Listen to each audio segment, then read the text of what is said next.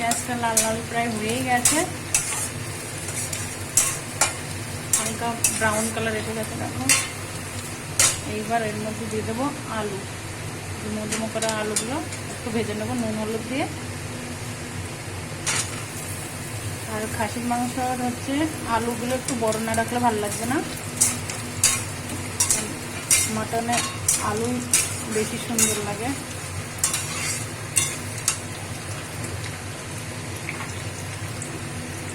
হলুদ দিয়ে দিই,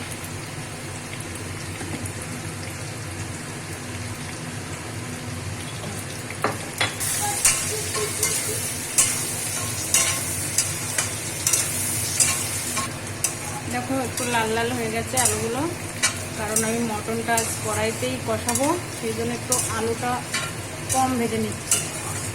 এইবার আমি টমেটো দিয়ে দেবো।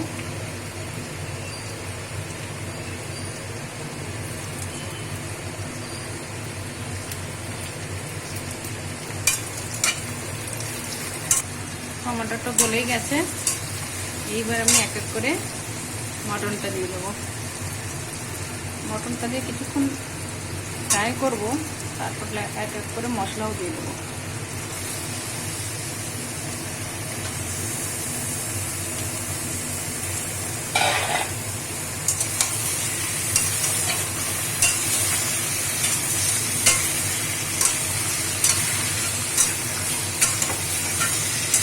মটনটা যখন কষাচ্ছি তখন একটুখানি নুন আর হলুদ দিয়ে দেবো, পরে আবার দেবো। 1 চামচ মতন নুন দিয়ে দিচ্ছি, ছোট একটা চামচে।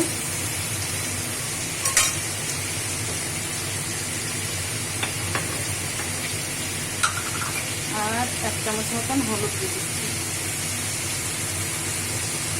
এ দেখো মাংসটা ঠিক এরকম হালকা ফ্রাই করে নিলাম।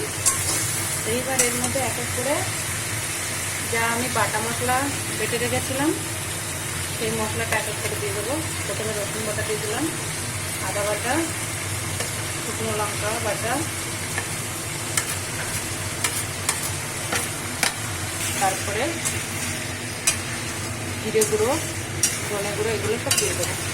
এটা কিছুক্ষণ নাড়াচাড়া করার পরে দেবো। এতে ওগুলো বাটা মশলা।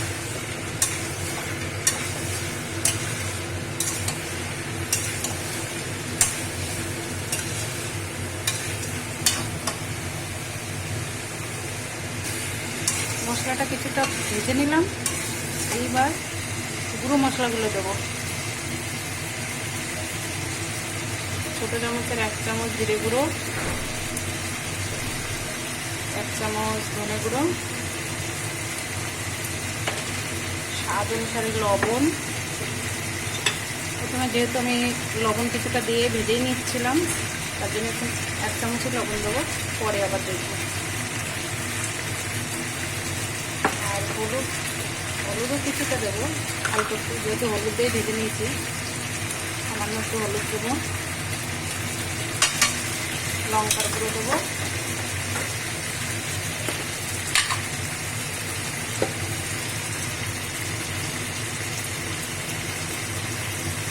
যেহেতু লঙ্কার গুঁড়ো দেওয়াই ছিল, এটা হচ্ছে লঙ্কার কালার করার জন্য কাশ্মীরি লাল মির্চি পাউডারটা দিচ্ছি, যাতে মাংসের কালারটা খুব সুন্দর আসে।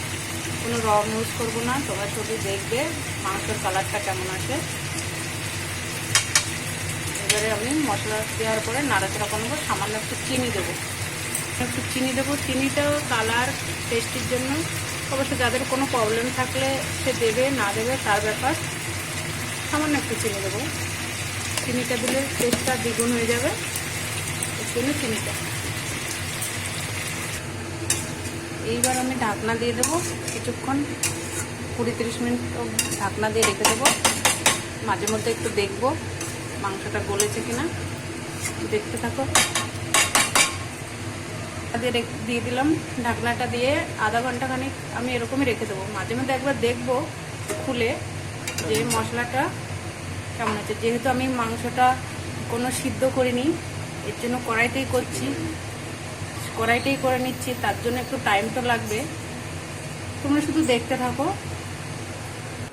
ওই 15 মিনিট পরে আমি আবার ঢাকনাটা খুলে তোমাদের দেখাই। দেখো বন্ধু, তোমরা সবাই দেখো এর কালারটা কেমন আসছে, কেবল আর একটু টাইম লাগবে। আমি কিন্তু কোনো রং ইউজ করিনি, শুধু লঙ্কার গুঁড়োটা ইউজ করেছি আর বাটা মশলা ইউজ করেছি।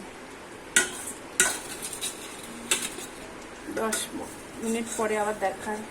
দেখো মাংসটা এরকম, ঢাকনা খুলে দেখাচ্ছি, মাংসটা এরকম অবস্থায় এসেছে। আরও 15-20 মিনিট মতন লাগবে বয়েল হতে, যেহেতু প্রেশার কুকারে কোনো ছিটি দেওয়া নেই, বয়েলও করা নেই, এরকম অবস্থাতে আছে। আবার ঢাকা দিয়ে দিচ্ছি, আবার 15 মিনিট পরে দেখাচ্ছি তোমাদের। ঢাকনাটা খুলে দেখাই তোমাদের কালারটা কেমন এসেছে। ওয়াও, দেখো কালার, জাস্ট ওয়াও, শুধু কালারটা দেখো। আরো কিছুক্ষণ লাগবে হতে, দেখি আলুগুলো হয়ে গেছে নাকি। না, এখনো হয়নি, আরো 10-15 মিনিট লাগবে। চলো দেখতে থাকো। ঢাকনা খুলে দেখে নিচ্ছি মাংসটা নরম হলো কিনা।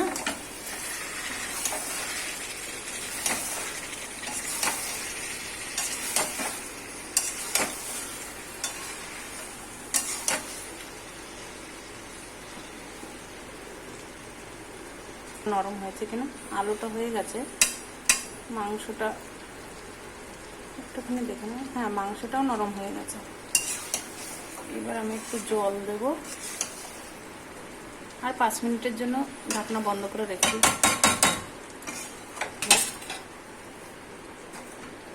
5 মিনিটের জন্য ঢাকনা দিলাম। ঢাকনা খুলে এবার জল দিয়ে দেবো।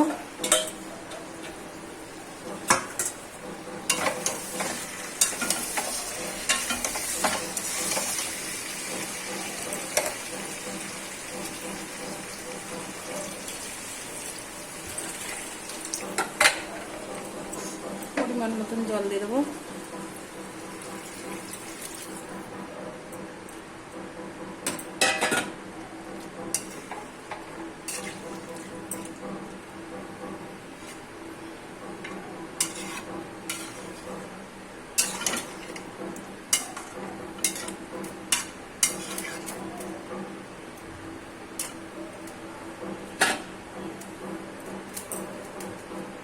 এইবার আমি গ্যাসের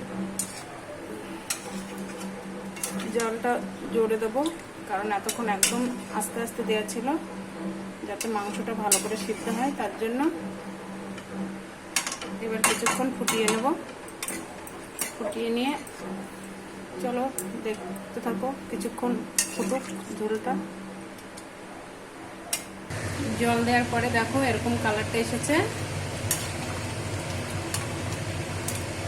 এরপরে আমি এতে একটু ধনেপাতা, গরম মশলা আর একটু গরম মশলা দেওয়ার পরে একটু ঘি দিয়ে দেবো, দিয়ে নামিয়ে নেবো।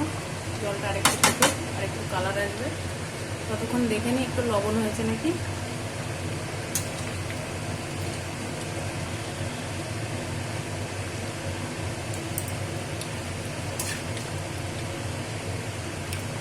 হ্যাঁ, লবণটা হয়েছে ঠিকঠাক। ঝোলটা আমি আরেকটু জ্বালিয়ে নেব। আর মাংসটাও তোমাদের দেখিয়ে দিই কেমন গলে গেছে। খুন্তি দিলে দেখতে পাচ্ছ, খুন্তি দিলে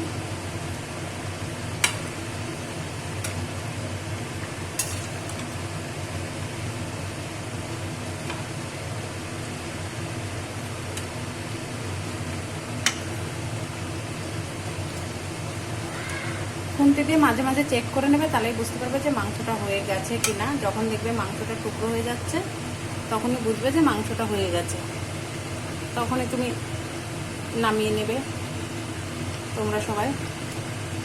তো এইবার আমি গরম মশলা দিয়ে দিলাম, কিছুটা ধনেপাতা কুচি দিলাম, আর সামান্য একটু ঘি দিয়ে জালটা বন্ধ করে দেবো। ঘিটা সামান্যই দেবে, বেশি দেবে না ঘিটা, কারণ মটন তো। এই হাফ চামচ মতন ঘিটা দেবে,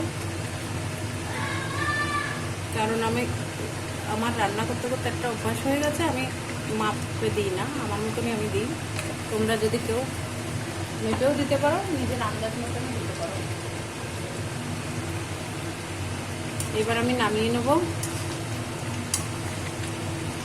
তোমরা একবার ট্রাই করে দেখতে পারো বন্ধুরা, দেখে কেমন লেগেছে সেটা কমেন্ট, শেয়ার আর সাবস্ক্রাইব করে জানিও।